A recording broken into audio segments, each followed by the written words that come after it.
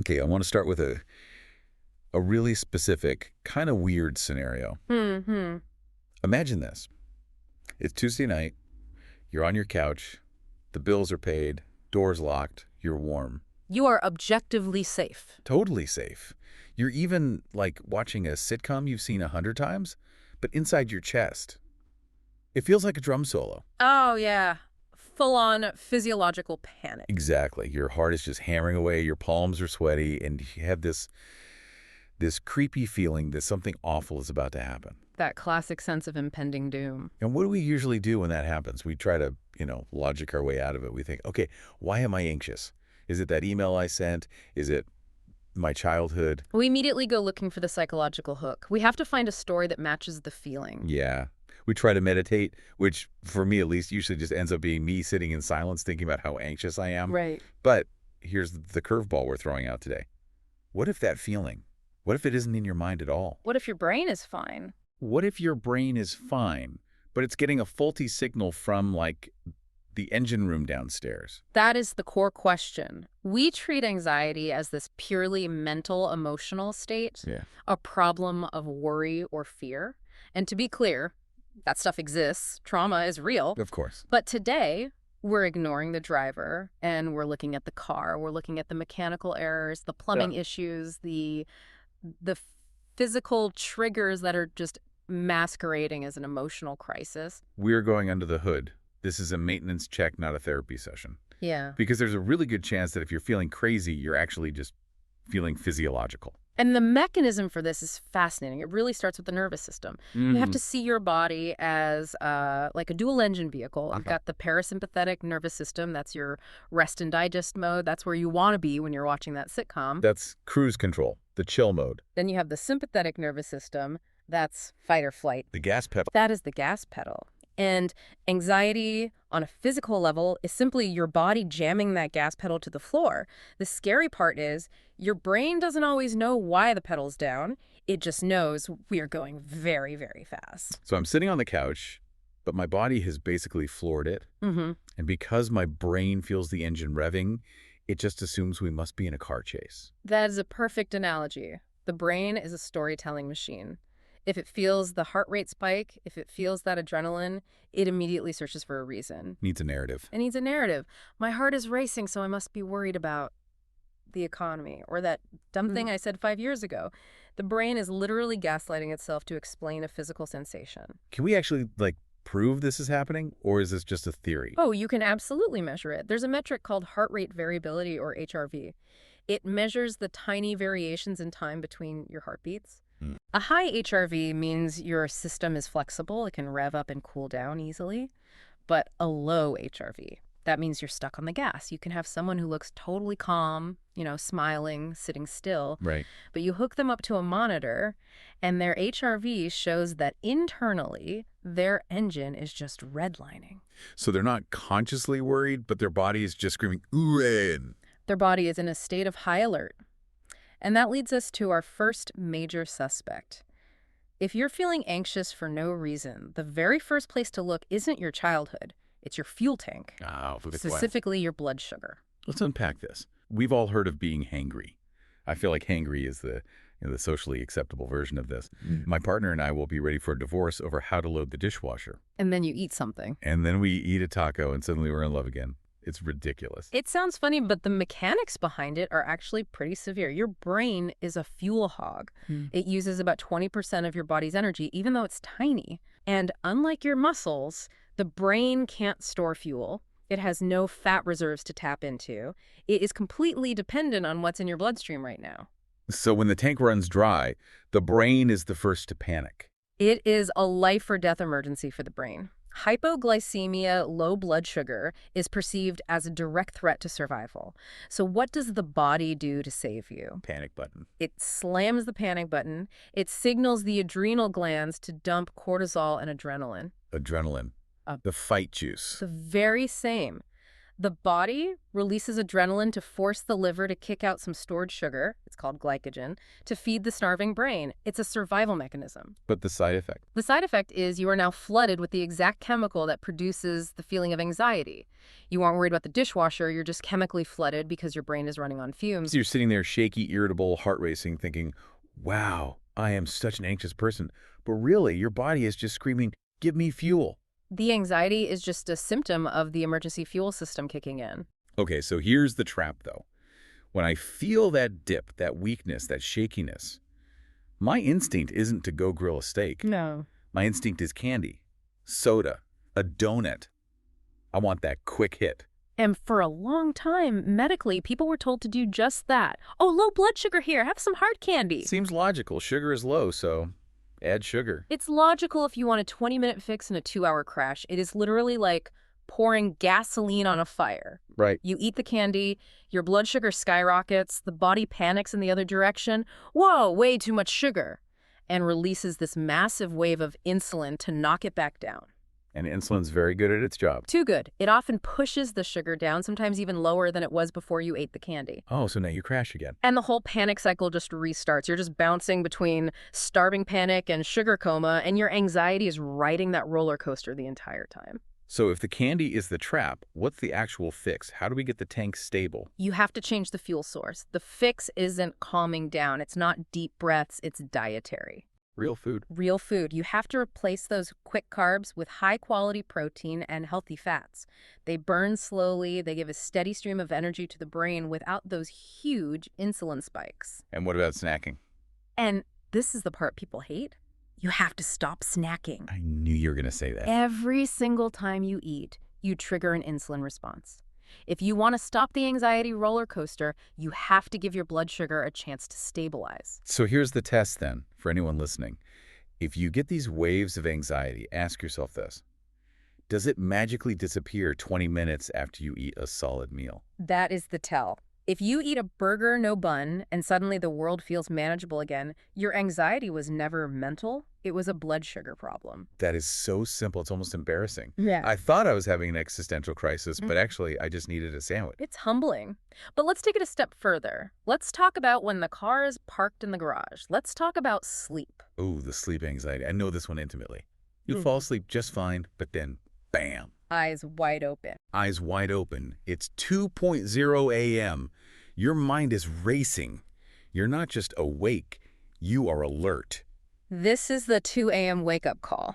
And again, we assume this is because our minds are too busy, but physically something very specific happens between about 1:0 and 3:0 a.m., and it's often linked to the liver. My liver? Wait, I thought my liver just processed, my Friday night margarita. What is it doing at 2 in the morning? The liver is your battery backup. During the night, obviously you're not eating, so your blood sugar naturally starts to drop. Right. The liver's job is to release that stored glycogen we mentioned, but slowly and steadily to keep your brain fueled while you dream. So it's on the night shift, keeping the generator running. Exactly. But if your liver is compromised, maybe from a poor diet, or it's a bit fatty, or just from years of that blood sugar roller coaster, it struggles. It can't release that sugar smoothly. So the blood sugar drops too low while you're asleep. It drops too low, and we know what happens next. The panic button. The brain goes, emergency, we're running out of fuel. It dumps cortisol and adrenaline into your system to force the liver to release the sugar. So you're literally jolting awake because your body just injected you with fight juice in the middle of a dream. Precisely. You're not waking up because you're worried about your meeting tomorrow. You're worried about the meeting because you just got hit with a shot of adrenaline. The chemistry came first, the thought came second. That completely reframes insomnia for me. I always thought, I'm stressed so I can't sleep. You're saying my body's stressed so it woke me up. And it becomes a vicious feedback loop. Lack of sleep raises cortisol, which creates more anxiety, which ruins your sleep. But the root cause of that specific 2 a.m. jolt is very often that liver blood sugar connection failing. So if you're a 2 a.m.er, don't look at your to-do list. Look at what you ate before bed. Physical inputs create physical outputs. Okay, so we've got fuel, we've got the battery, but there's another suspect. And this one, well, honestly, it sounds a bit like an internet scam when you first hear about it. But the biochemistry backed it up. We need to talk about the spark plugs. Vitamin B1, thiamine. Thiamine. Now, I have to be skeptical here. Yeah. Because you go online and you see people saying, take B1 and your anxiety vanishes in minutes. That sounds like snake oil. It does. It sounds implausible. How can a vitamin work that fast? Is that just a placebo? It's a fair question, but you have to understand what B1 actually does. It's not just some healthy thing.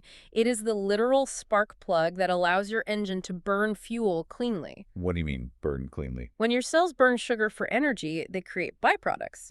Think of it like exhaust from a car. If you have enough B1, that exhaust gets processed and cleared out. If you're deficient, You get a buildup. you get a buildup of things like lactic acid. And in the brain, this buildup manifests directly as nervous tension, restlessness, and this is a weird one, indecision. Indecision. You mean like staring at a restaurant menu and feeling like you're going to cry because you can't pick a soup? That is the exact feeling, that sense of being overwhelmed by choices, unable to just pick a path. That's a classic sign of the brain struggling to metabolize its energy. It's misfiring. So if my brain is full of exhaust, because I'm low on B1 and I take some, Right.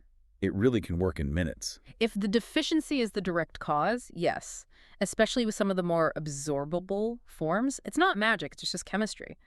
Imagine a sputtering engine. You clean the spark plugs and boom, the engine purrs. Wow. The relief can feel almost instant because those brain receptors are finally getting what they need. So if you take some B1 and 4 minutes later you feel that tension drop, you found your smoking gun. Ah. But why are we all so deficient? Are we just not eating enough? I don't know. What's in B1 yeast? Well, it's not just that we're not eating it, it's that we're actively destroying it. And this brings us to a villain that I really hate to name. Oh, no.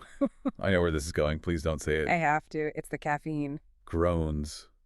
My beloved coffee. Why does everything good in the world hurt me? I know. Caffeine is a double-edged sword. First, it's a stimulant, which already mimics that fight-or-flight response. Right. But second, and this is the key part, caffeine is a diuretic that specifically flushes water-soluble vitamins, especially B1, right out of your system. So it's a two-pronged attack. It revs up your nervous system while stealing the very spark plugs your nervous system needs to handle the extra speed. You got it. You're stepping on the gas and cutting the brake lines at the exact same time. And it's not just coffee.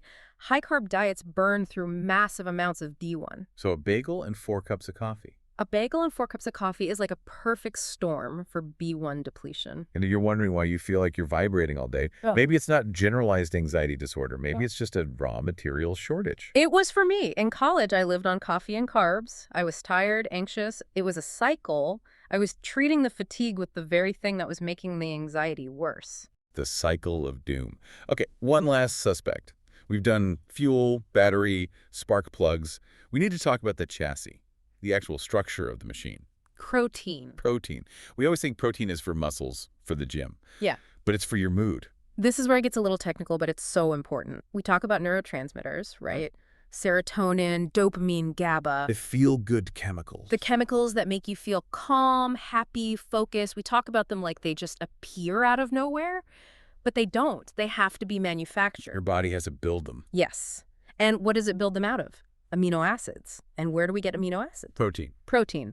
So if you want serotonin, the happy, calm chemical, you can't just wish for it. You need the raw material, which is an amino acid called tryptophan. And tryptophan comes from protein. It comes from protein. If you want dopamine, the drive and motivation chemical, you need pyrosine, also from protein. So if you aren't eating enough high-quality protein, you literally don't have the bricks to build a stable mood. It's like trying to build a house, but the truck with the lumber just never showed up. That is the reality. And this is where the quality of the protein matters. Animal proteins, eggs, steak, fish, they contain these amino acids in complete, highly concentrated forms the body can easily use. And plant proteins. Plant proteins can be good, but you have to be much more strategic to combine them to get all the building blocks you need for, say, serotonin production. So a bagel for breakfast isn't just bad because of the sugar crash. It's bad because it gave you 0 building blocks for your mood. 0. I've seen so many people struggling with this kind of free-floating tension, and they just start prioritizing a high-protein breakfast, Right. a few eggs, maybe some leftover steak, and the anxiety just lifts. Because the factory finally has the parts. The factory is open for business. Okay, let's recap this. The anxiety maintenance checklist. I want everyone to be able to run through this. If you are feeling that dread, before you decide you're mentally broken, you check the inputs. Right. Let's run it down.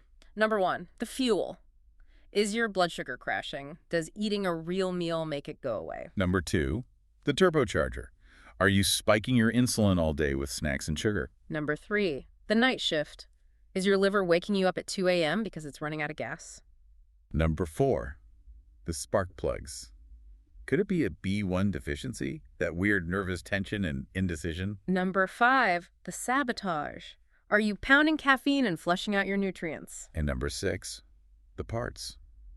Are you eating enough actual protein to build the chemistry of calm? That's the list. It is honestly hilarious and, frankly, a little bit rude to think that my deep, dark, existential dread might just be a lack of steak and a surplus of espresso. It's not very poetic, is it? We want our pain to be this profound thing about our soul or the state of the world, but sometimes it's just biology. But that's the good news, because you can change your biology a whole lot faster than you can change the world. Or your soul. That's the entire takeaway. Test the physical inputs first. Treat your body like the machine it is. You might find that once the physiology is fixed, the mental problems just evaporate. So here's the thought we want to leave you with. The next time you feel like the walls are closing in and the world is ending, just stop. Don't analyze your childhood. Don't check your email. Ask yourself one simple, brave question. Is this really a catastrophe, or has it just been 4 hours since I ate an egg? It's probably the egg. It's almost always the egg. Thanks for diving in with us. See you next time.